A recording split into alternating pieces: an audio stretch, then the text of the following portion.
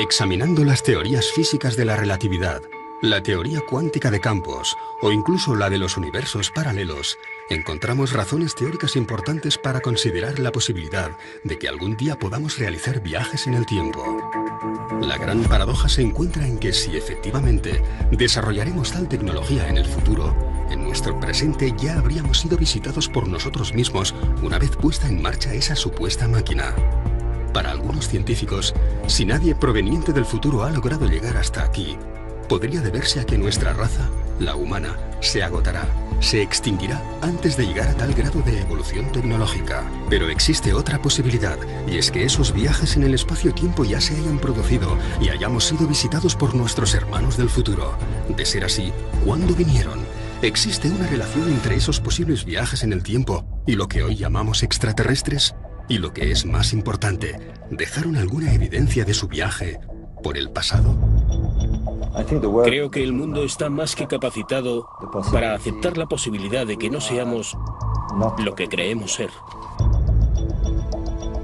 Precisamente cuando encontramos lo imposible en la ciencia es cuando realmente podemos llegar a avanzar en ella. Es un reto, ¿no? Intentar explicar por qué hay determinados objetos que aparecen donde no deberían de estar. Cuando empiezan a aparecer las mismas piezas en otras partes del mundo, pues yo creo que ya deberían ser objeto de estudio.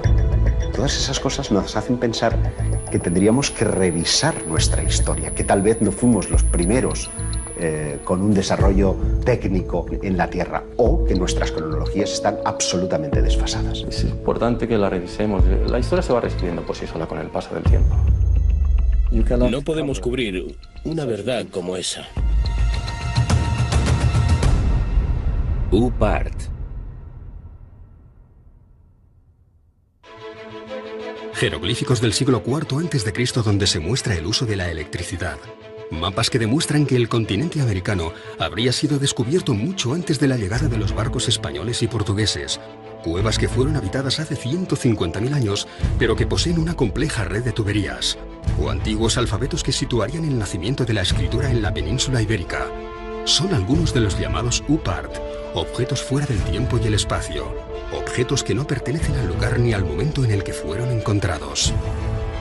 Son objetos tecnológicamente hablando que han sido encontrados en lugares pertenecientes a un periodo de la historia donde no deberían de estar, porque no había la tecnología en aquel tiempo como para desarrollar estos objetos. Lo curioso es cuando esos objetos no se resumen a uno, ni a dos, ni a tres, sino que estamos hablando de bastantes que son siendo encontrados. Se alejan un poco de lo que son los límites de los paradigmas históricos aceptados por nosotros, por los ámbitos académicos. Son objetos que aparecen en contextos espaciales o temporales extraños, alejados de los paradigmas históricos conocidos, o que demuestran algún tipo de tecnología más avanzada de lo normal para su tiempo y su espacio. Y constituyen un reto para la ciencia que los discrimina, porque no tiene cómo catalogarlos, pero también para los propios especialistas, porque nos lleva a preguntarnos muchas veces si en un pasado remoto hubo una tecnología más avanzada que la actual, y si eso fue así, ¿quién la puso encima de la Tierra? Por lo tanto, no se entronca directamente con las tesis de los antiguos astronautas, con las tesis extraterrestres.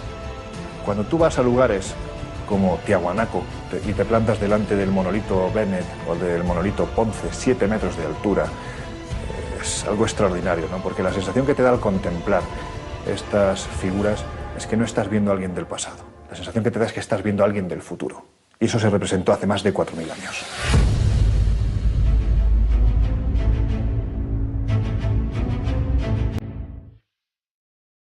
A principios de los años 70, en la mina de carbón de Ottosdal, en Sudáfrica, se trabaja sobre un estrato de 2.800 millones de años.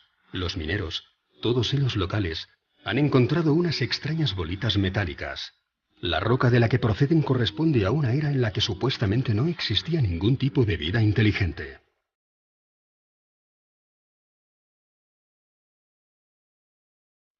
Los orígenes del hombre se remontan a más o menos a los 40.000, 50.000, 100.000 años.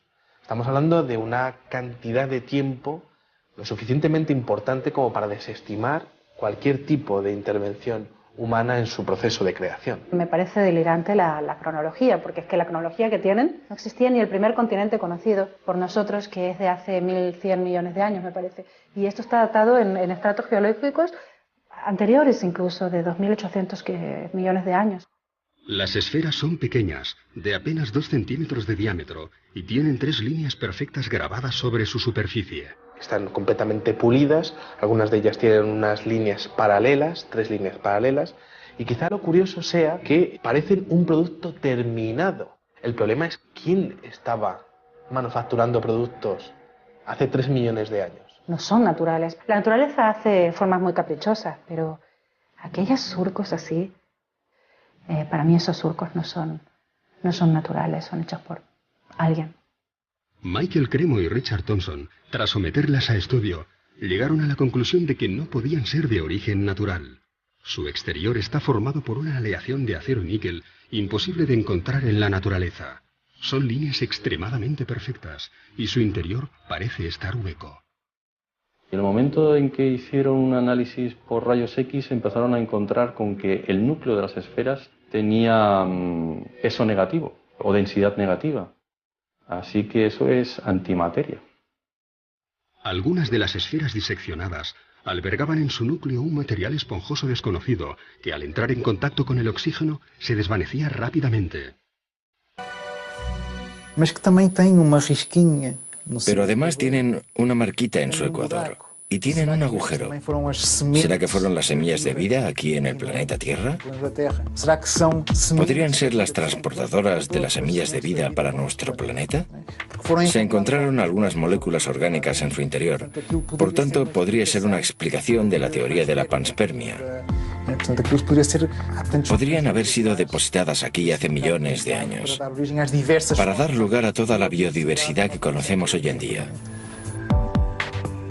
El Instituto Espacial de California, tras varios análisis, declaró: el equilibrio es tan perfecto que excede nuestras actuales tecnologías de medición.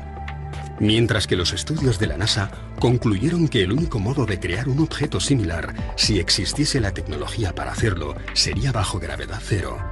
A pesar de los datos obtenidos, las esferas de Sudáfrica no han sido nunca consideradas como objeto de estudio para la ciencia más clásica y ortodoxa. Para estos estamentos, se trata de un simple capricho de la naturaleza. Curiosamente, de ser así, estaríamos ante el primer caso en que la comunidad científica internacional afirma que la naturaleza ha generado formas perfectas. Todos los grandes descubrimientos de la humanidad parecen tener algún tipo de relación con quienes nos visitan. Sin ir más lejos, parecen intervenir en el descubrimiento de la Hispaniola, en el descubrimiento de América, porque cuando Colón, la noche antes de ese 12 de octubre de 1492, está surcando las aguas, refleja en su libro de bitácora que unas extrañas luces están por encima de las velas de su embarcación. ¿Qué podían ser sino objetos no identificados? Si tú te vas al archivo de Indias, tienes muchas crónicas, especialmente las más interesantes son las de Pedro Cieza de León, que fue el que acompañó a Pizarro durante toda la conquista. Y ahí tienes historias rayanas con lo ufológico, o por lo menos que a día de hoy, en nuestro siglo XXI, seguramente más de uno interpretaría con la aparición de un objeto luminoso en los cielos, ¿no? Por ejemplo, cuando Pedro Cieza de León es el primero que describe en el desierto de Nazca, hay unas extrañas líneas bueno, pues que los nativos van allí para venerar, para adorar. Pero lo que es curioso es cuando Pedro Cieza de León se sube a una de las lomas donde mejor se ve alguna de las figuras y asegura que los nativos y él empiezan a observar una serie de soles que se mueven en los cielos. Es decir, hay algo en el cielo que no es un solo sol, sino que hay más que se están moviendo y que parecen estar jugando alrededor de ese enigma tan maravilloso y tan descomunal como son las líneas de Nazca. Y esto está escrito en las crónicas de Indias, ¿no? Por lo tanto, parto de la idea de que en aquel momento, más que alucinaciones, pues algo deberían de estar viendo. Y ese algo, como decía Cieza de León, eran soles que se movían en el cielo.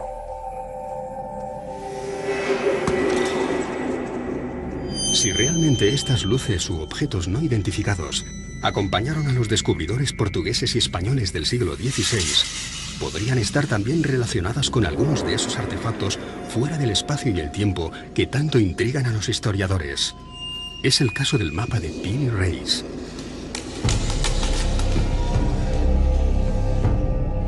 Nueve años después del descubrimiento de América, un corsario llamado Kemal Reis capturó 7 naves junto a las costas españolas. Alguno de los hombres que acompañó a Cristóbal Colón se encontraba entre los prisioneros que fueron interrogados por el pirata. Así que encomendó a su sobrino, el almirante Piri Reis, que confeccionase un mapa del mundo conocido, basándose en el relato de aquellos españoles cautivos. El resultado es un mapa pintado sobre cuero de gacela con todo tipo de detalles, dibujos y anotaciones en las que afirma haber obtenido la información de 24 mapas distintos. Uno de ellos perteneciente a Cristóbal Colón, alguno de la época tolemaica e incluso algunos provenientes de lo que él llamó los antiguos reyes del mar. Piri Reis afirma que sus fuentes son muy anteriores y eso nos estaría dando unos datos que, por supuesto, romperían completamente, ¿no?, con la ortodoxia, ya no sobre los chinos o los polinesios, que sí que ya llegaron por lo menos 500 años antes que Cristóbal Colón, pero datos mucho más antiguos todavía. Pero llama mucho la atención algunos detalles que ya no existían en aquel entonces o que no se habían descubierto, ¿no?, como es el tema de la Antártida, ¿no?, que hace la Antártida allí, ¿no?, en un mapa confeccionado encima de cuero de gacela, ¿no? O se ven, lo más importante a veces quizás incluso son los dibujos de animales. Allí, por ejemplo, se aprecian llamas encima de los Andes y todavía no se había llegado a aquella zona. ¿Cómo es posible que ya apareciera identificado como tal? Las Islas Malvinas, la desembocadura del río Amazonas o el cauce de algunos ríos del interior del continente africano son algunos de los territorios que no deberían aparecer en un mapa de principios del siglo XVI. Nuevamente nos encontramos ante una pieza que hace temblar alguno de los principios más sólidos de la historia convencional. No solo el mapa de Piri Reis, sino muchos otros mapas anteriores muestran las costas americanas y, sin embargo, la ciencia, los historiadores, siguen diciendo que América fue descubierta en 1492. Naturalmente, esos mapas anteriores han sido validados por esos mismos científicos. No es un contrasentido que sigamos diciendo que Colón fue el descubridor de América. En mi opinión, fue el que mejor marketing tuvo. América no es un continente que se haya descubierto en el año 1492. Es un continente que se reencontró en 1492. Pero es que si te remontas en el tiempo, tienes vestigios mucho más antiguos, vestigios de hace 10, 12.000 años, ¿no? Es decir, es que hay arte rupestre donde están representados una serie de elementos que aparentemente o te los han traído de fuera, o si no es imposible que el que pintó estos elementos tuviera un conocimiento previo de lo que se estaba haciendo en otros continentes, ¿no? Entonces a mí me gusta hablar, por ejemplo, de Eratóstenes, que en el año 300 antes de nuestra era, gracias a conocimientos que en aquel entonces ya existían en la desaparecida Biblioteca de Alejandría, pues pudo conocer que la Tierra era completamente redonda. Y sin embargo aquello, como se sabe, lo perdimos con el paso del tiempo.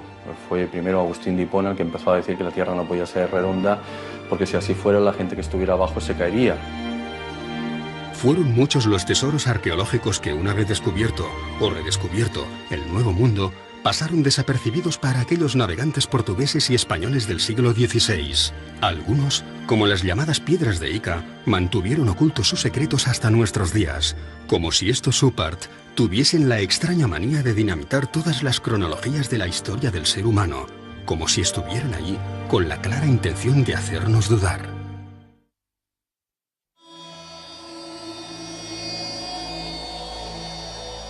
Quizá otro de los oparts más interesantes de la historia venga de las piedras de Ica. Estos son unas piedras, unos cantos rodados que están marcados, que están pulidos, perfectamente pulidos, y que tienen unos extraños dibujos en su interior. Esas piedras están mostrando diferentes estados del desarrollo de diferentes dinosaurios. Están exponiendo conocimientos muy exhaustivos sobre operaciones prácticamente a corazón abierto. Grandes dinosaurios que están siendo cazados por los hombres de aquella época. Triceratops o plesiosaurios en esas piedras. Entonces, ¿cómo conocían la existencia de esos monstruos si es que no los habían visto en algún momento, ¿no? Están mostrando a una auténtica batalla entre seres humanos y dinosaurios, algo que es imposible de pensar para la ciencia actual. La historia que se cuenta en esas piedras de Ica es prácticamente ciencia ficción. fueron descubiertas en Perú en 1966 por el Dr. Cabrera, hombre de ciencias que rápidamente se percató de que las escenas que contenían no podían haber sido descritas por una cultura anterior al descubrimiento. La mayor colección de esas piedras, más de 300, se encuentra hoy en día en Barcelona. Transfusiones de sangre, trasplantes de órganos, lentes, catalejos e incluso telescopios. Para el Dr. Cabrera solo cabían dos opciones. O una antigua civilización poseía una tecnología capaz de romper con todas las cronologías oficiales de nuestra evolución, o alguien proveniente de las estrellas y de un mundo infinitamente más desarrollado que el nuestro les hizo entrega de estos conocimientos hace miles de años. Una de las piedras muestra que de una mujer embarazada, de la sangre de una mujer embarazada, va una especie de sonda y que está comunicada con una persona a la que le están haciendo una extracción de corazón. Cuando se descubrieron esas piedras, no se sabía que la sangre de las embarazadas podría mejorar y evitar el tema del rechazo a órganos nuevos. Eso no se sabía cuando se estaban extrayendo esas piedras. Y en esas piedras, encontradas en estratos que tienen millones y millones de años, aparece perfectamente descrita. Si tenemos que barajar la posibilidad de que hace miles de años alguien hacía trasplantes de órganos, y no solo eso, además el paciente no se le moría, estamos hablando de alguien con una tecnología excesivamente avanzada. ¿Quién puede ser? Sinceramente, a mí, salvo los dioses, no se me ocurre nadie más.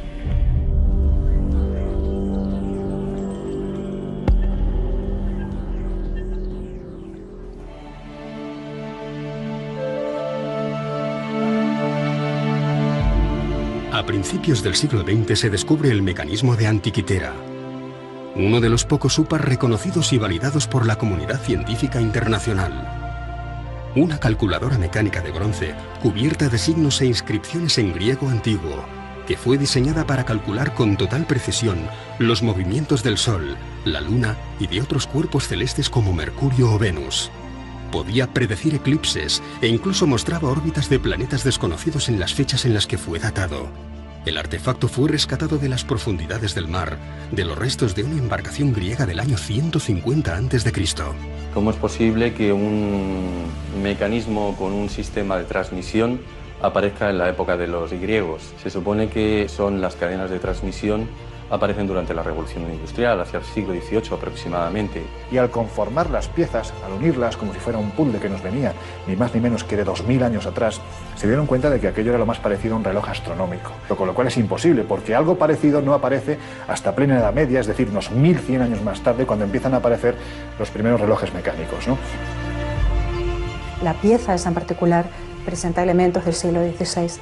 Cuando se ha puesto en marcha, máquinas hechas a imagen y semejanza del mecanismo de Antikythera, pues se ha visto que con ese mecanismo se pueden seguir los movimientos de planetas desconocidos hasta el siglo XVI. Entonces, por eso es un OPAR, porque aparece en un contexto del siglo II a.C. una máquina en la que se puede observar los movimientos de planetas desconocidos entonces. Lo que denotaba este hallazgo es que había servido, pues por ejemplo, para calcular los eclipses, los movimientos de los planetas, los movimientos del Sol, de la Luna, fenómenos astronómicos como solsticios, como equinoccios, en un tiempo en el que en teoría ese objeto no tenía que existir. ¿Qué hace una máquina propia de la revolución industrial en un barco anterior a nuestra era? Todo parece indicar que nuestros antepasados poseían un grado de conocimientos mucho más elevados de lo que podamos imaginar. Y siendo así, ¿quién puso en sus manos conocimientos del futuro? Para algunos, una inteligencia no terrestre pudo haberlos instruido. Para otros, deberíamos contemplar la posibilidad real de que pronto realizaremos viajes en el tiempo. Y para la mayoría, nos encontramos ante muchos interrogantes que simplemente no tienen explicación. 2 minutes, 10 seconds and counting. Oxidize the tanks from the second and third stages now have pressurized. T-minus 1 minute, 35 seconds. The third stage completely pressurized. Cuando aterrizamos sobre la Luna, yo estaba aquí en España en el 69. Creo que todos nosotros pensábamos, ¿y si encuentran algo en la Luna? No tiene por qué ser un platillo volador. Todo lo que necesitaban encontrar Era un arañazo que fuera artificial. Solo una marca que fuese artificial. No debería estar ahí. Eso cambiaría por completo lo que sabemos sobre nosotros y sobre el universo. La idea de que podamos encontrar uno de estos arañazos, no solo sobre una piedra terrestre, sino sobre alguno de los cuerpos celestes a los que poco a poco vamos acercándonos, es lo suficientemente inquietante como para que incluso la Asamblea General de las Naciones Unidas haya llegado a contemplarla. En 1992, el profesor Richard Hoagland expuso para la Asamblea todos los datos conocidos hasta el momento acerca de los restos arqueológicos con los que ya se habían topado algunas de nuestras sondas espaciales. Hoagland fue compañero de la universidad del famoso astrofísico Carl Sagan. Trabajó como consultor para la NASA y para la cadena de televisión CBS, acompañando todas las grandes misiones espaciales, como la Mariner, la Voyager o la Pioneer.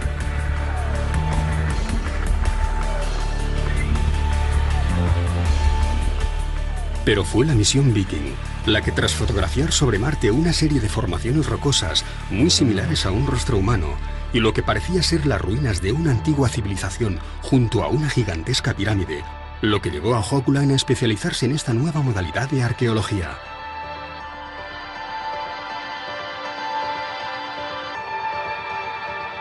Y en un seguimiento de aquello que encontró en Marte acerca de una posible civilización avanzada varios millones de años atrás que podrían tener relación con nosotros.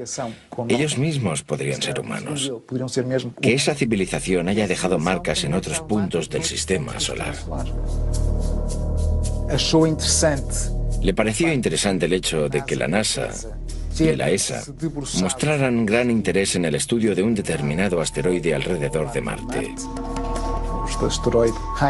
El asteroide Heinz, que tiene una forma similar a la de un diamante y que, por todas sus características y el hecho de parecer hueco y que, según las pruebas de resonancia, podría tener unos corredores por el medio, en fin, según la fisonomía de aquel objeto, podría ser artificial.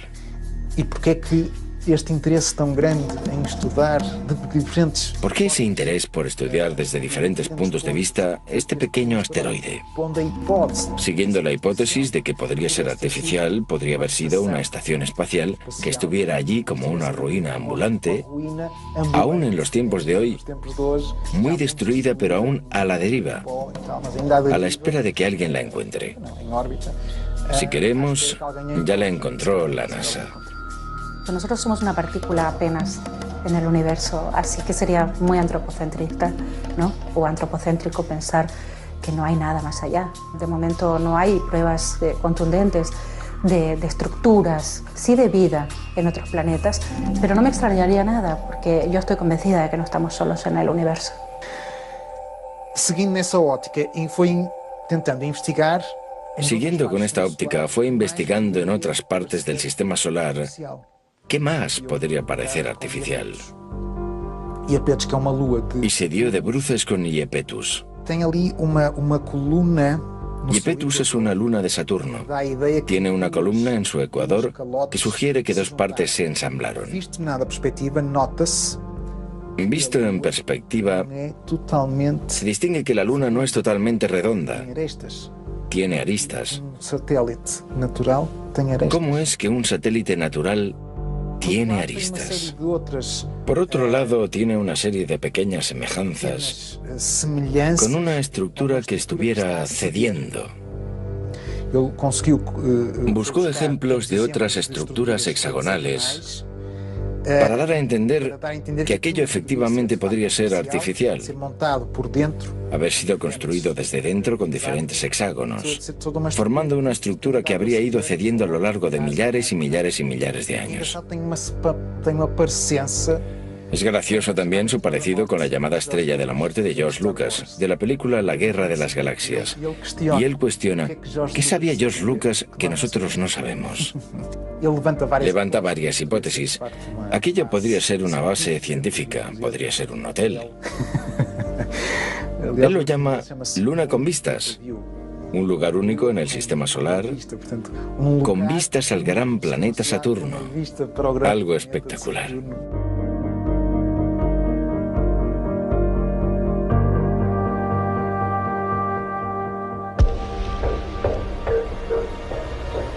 ¿Dónde viene escrito quiénes somos? O mejor dicho, ¿dónde viene escrito quiénes fuimos? Puede que aún no hayamos encontrado la pieza arqueológica definitiva, pero da la sensación de que, cuanto más excavamos y removemos nuestro pasado, más preguntas desenterramos. Está admitido que el nacimiento de la escritura está en torno al 3500 a.C. en la región de Mesopotamia. Pero sin embargo, algunos hallazgos inquietantes hacen preguntarnos y cuestionarnos si esa datación es fidedigna, porque por ejemplo, en Francia como en Portugal hemos encontrado alfabetos que parecen aludir a que el inicio de la escritura habría entrado por la península ibérica. En Albaon, a finales del siglo XIX, por allá por 1895 y hasta 1903, se encontraron en las inmediaciones de Dólmenes algunas piedras zoomorfas y antropomorfas que presentaban unos grabados parecidos a los de los signos iberotartésicos. Con figuras antropomórficas, zoomórficas, montando animales. Pero también, y es lo más importante, un conjunto de inscripciones muy próximas a un alfabeto. Por el contexto en el que fueron encontrados, porque esto sí que fue encontrado en un contexto arqueológico, y parecían tener casi 6.000 años, o sea, las dataron en el 4000 a.C. Esto, pues claro que rompería con el típico paradigma de que la escritura nació en Mesopotamia. Podría haber nacido en la península ibérica. Unos años más tarde, en los años 20, creo que fue en 1924, se encontraron los famosos signos de Glosel cerca de Vichy, en Francia, que también se parecían, curiosamente, a estos signos iberotartésicos y a los signos de Albaon. Y increíblemente, Glosel dio fechas de hasta 17.000 años. A mí me parece curioso constatar cómo Albaon, al extremo de una línea imaginaria, hasta Glosel, está situado en Francia, pero en los Pirineos, es el punto de partida y de final de una línea que tiene dos relaciones claras. Una con los megalíticos. En toda esa línea vamos a encontrar dólmenes y menires como si fueran mojones que van marcando una ruta específica. Una ruta, y es curioso, que tiene que ver con los objetos volantes no identificados. Un investigador galo, Aimé Michel, constató cómo todos los avistamientos que se producían en un solo día, en la década de los 60, parecían estar describiendo líneas rectas sobre los mapas. La más importante de todas ellas tenía su inicio en Vichy, en Francia, donde se descubrió el alfabeto de Glosel, y terminaba en Portugal, en Albaon.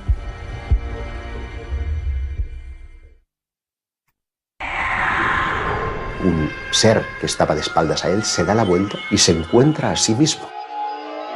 ¿Por qué hay determinados objetos que aparecen donde no deberían de estar? Estamos siendo tutelados por una especie de inteligencia. Secuestran generalmente mujeres jóvenes, tienen un interés fundamental en la genética, en la reproducción. Extraterrestres, los domingos, solo en Historia.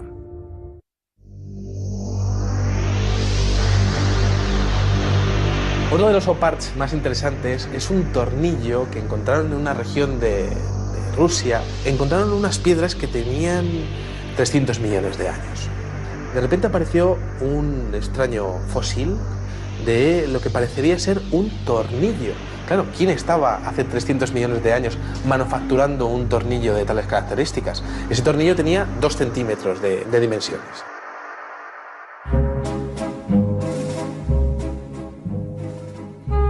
Tres siglos antes del nacimiento de Cristo, el pensador griego Arquitas de Tarento inventa el tornillo. Y por insignificante que pueda parecernos hoy en día, gracias a él nos convertimos en una especie tecnológicamente inigualable. Todo lo que inventamos necesita algún tornillo para mantenerse en pie. Aquella pieza encontrada en Rusia podría haber sido construida hace 300 millones de años. El ser humano no poblaría la Tierra hasta 250 millones de años más tarde. Es simplemente imposible. Ninguno de estos objetos debería estar donde fue encontrado.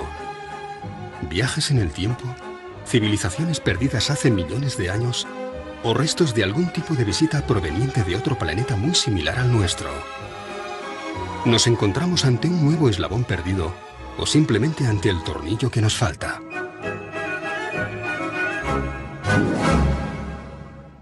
Si tú coges un metro, por ejemplo, como medida, y pones aquí al principio del metro 200.000 años, 200.000 que es nada, y pones aquí el año 2013 que estamos, hemos tenido en nuestra historia, creo, no sé si son 17 o 19 civilizaciones, fenicias, faraónicas, romanas, griegas, españolas, etcétera, etcétera. En los últimos 5.000 años, a esta escala de un metro, 200.000, y nosotros, las 17 o 19 civilizaciones que conocemos entran en 3 milímetros.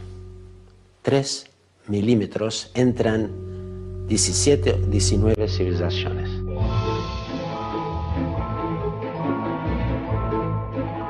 A principios del pasado siglo, se generalizó la creencia de que el ser humano ya había inventado todo lo que se podía inventar.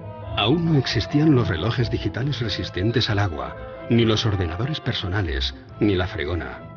Einstein aún no había desarrollado la teoría de la relatividad, no existía la máquina de coser, y los microchips y el láser no formaban parte ni de la ciencia ficción. ¿Cómo reaccionaría una persona de 1903 al encontrarse ante un ascensor, unos prismáticos o unos auriculares? Seguramente del mismo modo que nosotros, hoy, reaccionamos ante una serie de objetos que no logramos catalogar. Los UPART no solamente ponen en jaque a la ciencia más convencional, sino que desafían toda la lógica de nuestro evolucionado siglo XXI. Esto es un teléfono móvil que mi hija que llama eso un dinosaurio, pero en fin, es un teléfono móvil. Si yo cojo este teléfono móvil y lo voy atrás en el tiempo, no mucho, a 70 años, y tengo una mesa de 4 genios, Von Braun, Oppenheimer, Fermi, Einstein, y le pongo eso en la mesa. Y lo miran, le digo, ¿qué es? Son genios, cuidado. No sabe. Desde siempre creo que el ser humano ha tenido miedo a lo desconocido, ha tenido temor a los cambios, a la evolución de sus creencias. Por lo tanto, yo creo que no es nada raro que ante la aparición de un OPART sientan este miedo, porque esto podría traspasar los límites de los paradigmas históricos que eran aceptados hasta entonces. Si encontramos un artefacto que pueda probar, ¿quién sabe? Que ha habido visitas extraterrestres. La gran pregunta es ¿cómo y quién se va a hacer cargo de ello? Entonces es incómodo para la ciencia, pero es incómodo también para los especialistas más heterodoxos. ¿Y dónde radica precisamente su esplendor? Pues en que revela un nivel de tecnología impropio para la época en la que fueron encontrados. A la gente no le gustan los cambios. Estos son templos mortuorios, esto es tal y esto es cual. No, no podemos. No podemos porque necesitamos entender qué hacemos en este planeta. Necesitamos saber por qué estamos aquí, de dónde venimos, por qué somos tan diferentes del resto de la naturaleza. Y si eso nos conduce a algo más, si nos conduce a otro tipo de conexiones, ¿por qué no? Podríamos estar conectados con el cosmos.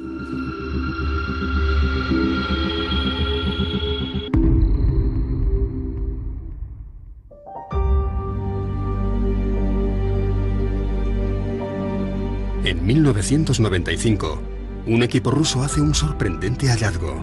Una enorme losa de piedra que parece mostrar un mapa tridimensional de los montes Urales. Un profesor llamado Chuprov ha oído hablar de unas estelas que muestran mapas de la antigüedad.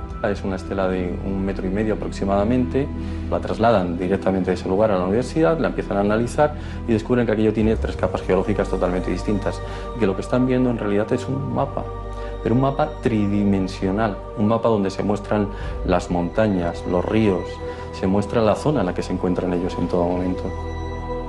Acaba descubriendo que tiene unos 3.000 años de antigüedad. Los norteamericanos, que fueron los siguientes que analizaron el mapa del creador, dijeron que para poder confeccionar ese mapa, los que lo hicieron deberían haberlo visto desde el cielo. No lo sé, esto es como Nazca, ¿no? ¿Realmente se necesita llegar hasta el cielo para realizar una serie de figuras en el suelo? ¿Quién sabe, no?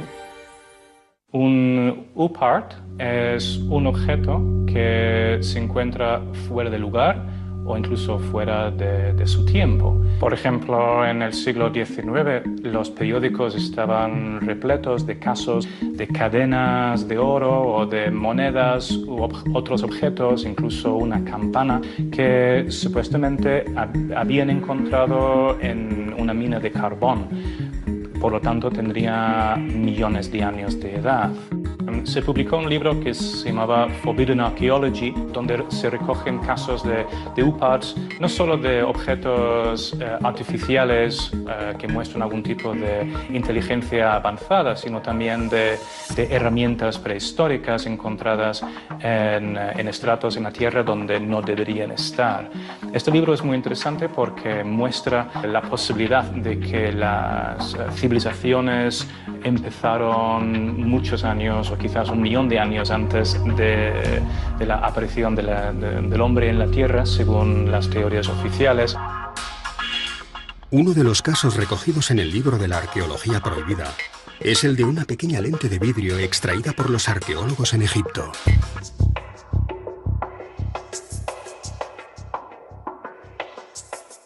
Se han hecho estudios microscópicos de esta lente y presentaba en sus extremos restos de metal, como si la pieza hubiera estado engarzada en algún tipo de montura metálica para algún tipo de instrumento de observación de los cuerpos celestes, por ejemplo. Bueno, es bien sabido que ya los antiguos pues, estaban muy interesados en la observación astronómica. Prácticamente casi todos los aspectos de su vida se regían en torno a estos conocimientos. A mí no me extrañaría nada que hubieran creado algún tipo de mecanismo para una mejor observación del cosmos. El problema es que parece ser que para conseguir este material se necesitaba un punto de fusión que en el momento no se podía conseguir. El punto de fusión necesario para crear una de estas lentes solo podría obtenerse con la ayuda de la electricidad. Pero como sabemos, los egipcios no conocían la electricidad.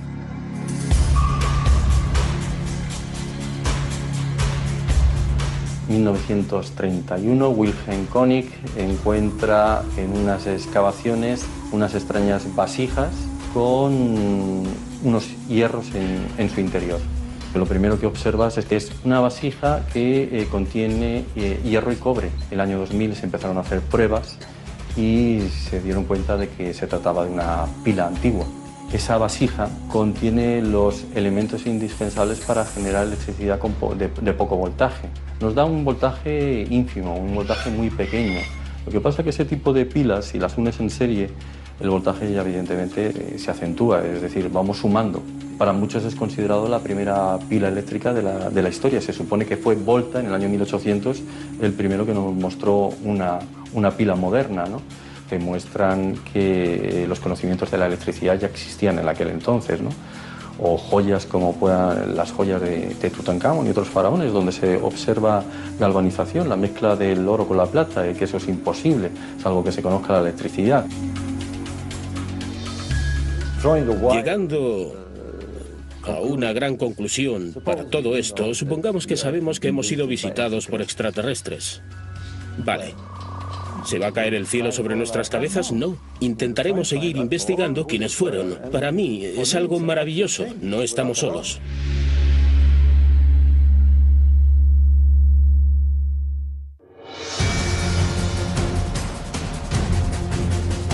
Hallazgos arqueológicos provenientes del pasado que solo pudieron haberse construido en el futuro.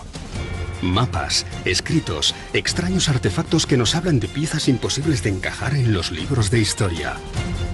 Nos encontramos ante las posibles evidencias de que nuestra tecnología será capaz de viajar en el tiempo. ¿Alguien, antes que nosotros, pudo haber poblado este mismo planeta? ¿O simplemente pasaron por aquí de visita.